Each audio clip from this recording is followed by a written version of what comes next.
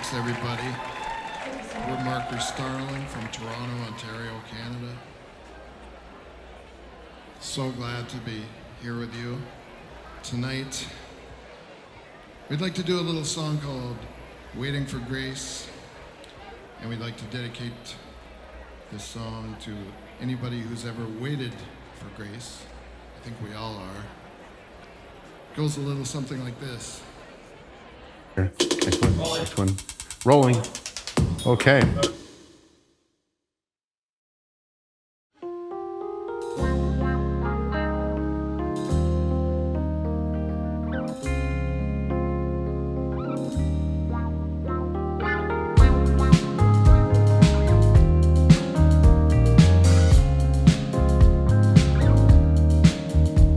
I know I'm not the only one who's been waiting for a saving grace.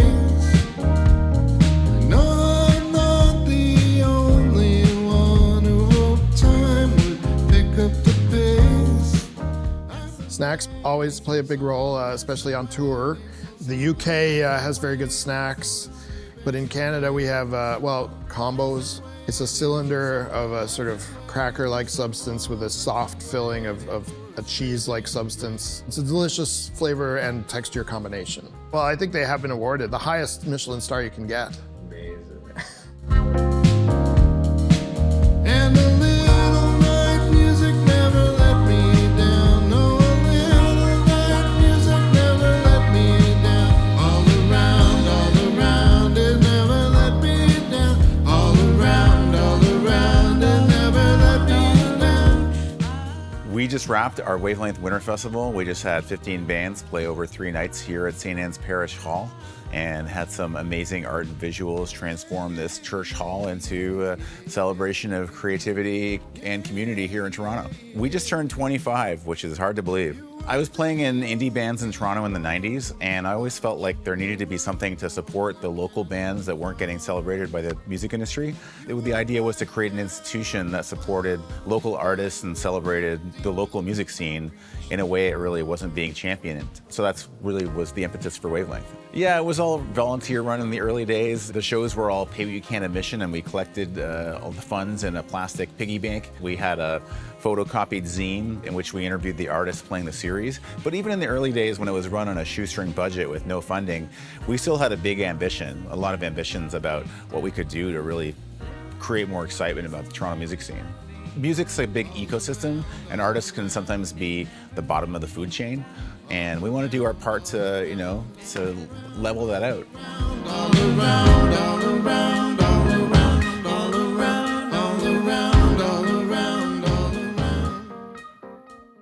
My name is M. Damaskin. I am the technical director of Wavelength Music. Basically, I help out Dave and the rest of our production team with technical advancing, and I'm also the head of audio here. Anybody that doesn't have dedicated front of house, I mix, and I liaise with the bands in terms of technical and a lot of the backline requests.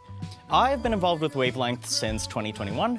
I came on board as the organization was starting to scale up a little bit and seeking a little bit more of like a dedicated production team and someone that can consistently provide the kind of experience sonically that folks are looking for and consistency for the artists as well. If you sort of look into the history of Wavelength, we've always been kind of a nomadic organization doing pop-up shows and various improvised spaces, usually places where we have no control over acoustics, we have no control over even just like the basic logistics of what we do, load-ins and load-outs, building stages, noise curfews, green rooms for artists. These are all things that matter a lot. As somebody that also comes from a touring and tour management background as well, I know how important that kind of stuff can be, and having a place where there's consistency, having a place that feels like home is very important for everyone, including myself. Yet you go on. Yet you go on.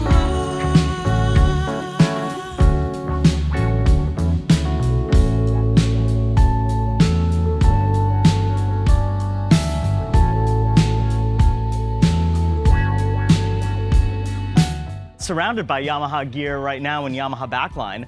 First thing I can probably mention is these wedges are fantastic. Before this, we were relying on whatever was available from small rental shops or companies, and especially having the consistency of good sounding monitors, very important obviously to the performance, and it's been really, really good to have. Folks have been very happy with our Yamaha custom drum kit behind me as well.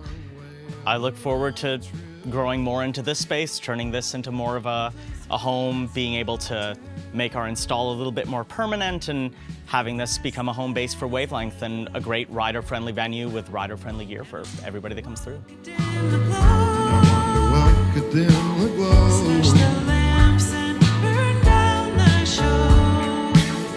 What did those sailors stand to gain? Sailors stand to gain. Some way euphoria, but falsely attained, falsely attained.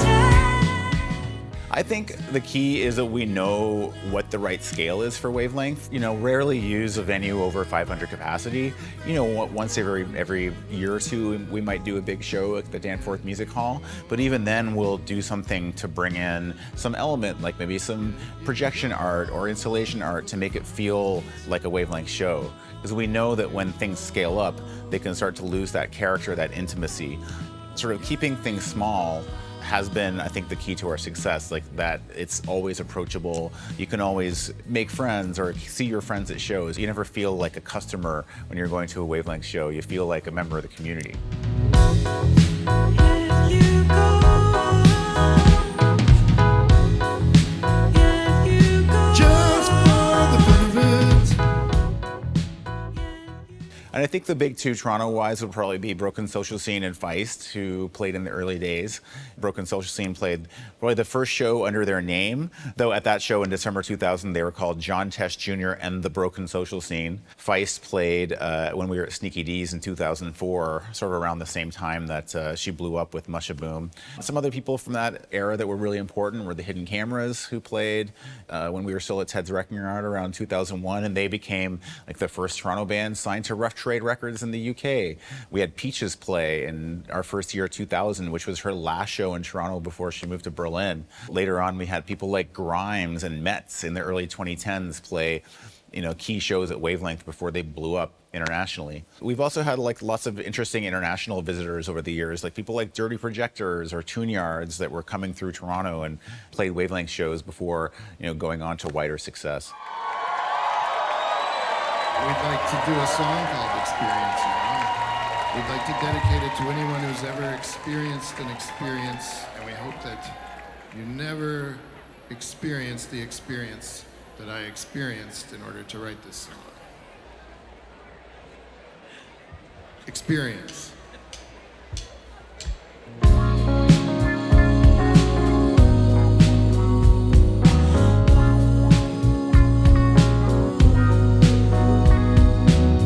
Dissatisfaction is a sweet misery, an empty silence in your heart. This cold comfort's all that keeps you from coming apart.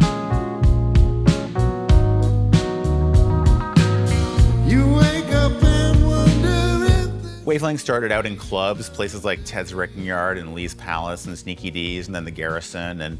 But we started having more fun, finding different spaces to put on shows and really creating an environment that you can't really create in a club. Lots of alternative and non-traditional spaces. The space here at St. Anne's Lower Hall wasn't really being used for much, so we saw a lot of potential here to start to transform it into our ongoing home base. So thanks to the support of some great people like Yamaha and Adamson and the Department of Canadian Heritage, we've been able to outfit it with some amazing gear and start to turn it into a professional concert space, but still one that has this really DIY community feel. You know, creates a really different, very approachable, very inclusive atmosphere that people really, really respond to. So all the shows that we've done here have just had that sort of fantastic atmosphere of, you know, welcoming inclusivity.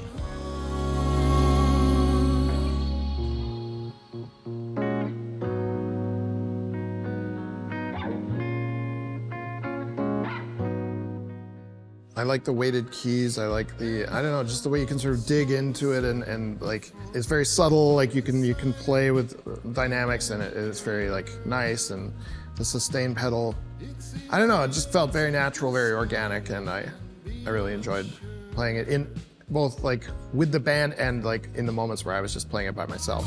The sun will break through the clouds some way, somehow.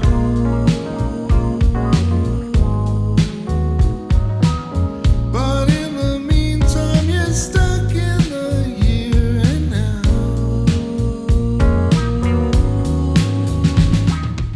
The first Wavelength I was in 2001. Then I was in one in 2006, and those ones were, you know, that was a different era of Toronto. It was like a scrappier, more indie version of Toronto, but things have changed so much. The fact that Wavelength has been there for so much of it, and they've been such an important booster of music in Toronto and fostering the Toronto music scene and the Toronto music community, you know, wouldn't be what it is without it. I feel like the aesthetic was always there. Like it was always kind of like, we want to do cool music. Bringing in like interesting acts every week, like when it was a weekly thing, it was like there was just a staggering number of acts. It just showed you how sort of kaleidoscopic the music scene in Toronto was. I mean, I think that vision is still alive, and now there's even more. Bringing together a sort of collage of you know, interesting artists and sounds. It's very special. Like, it seems like Wavelength has always been able to find the special spaces in Toronto and like bring them alive with people. What can you do? You can't do anything but try